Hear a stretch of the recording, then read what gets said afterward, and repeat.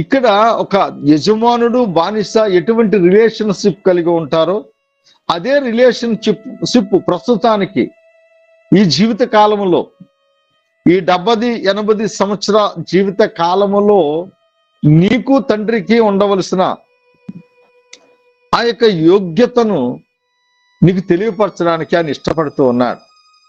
నువ్వు తండ్రికి కుమారుడివే, నీవు తండ్రికి వారసుడివే, నువ్వు తండ్రికి తన జనతేక కుమారుడైన యేసుక్రీస్తు ప్రభుకు సిద్ధపరచబడిన వధువు సంఘానివే, నీవు ప్రధానము చేయబడిన కుమార్తెవే. అవన్నీ ఎక్కడ? పరమందు. అవన్నీ పరమందు. ఇక్కడ నువ్వేంటి? ఈ జీవిత కాలంలో నువ్వేంటి?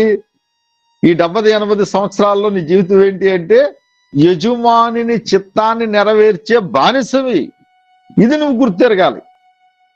ఇది నువ్వు గుర్తెరిగితే నీకు దేవుడు చేసిన యావత్ వాగ్దానము కూడా నీ పట్ల దేవుడు నిశ్చయముగా చేసి ముగిస్తాడు.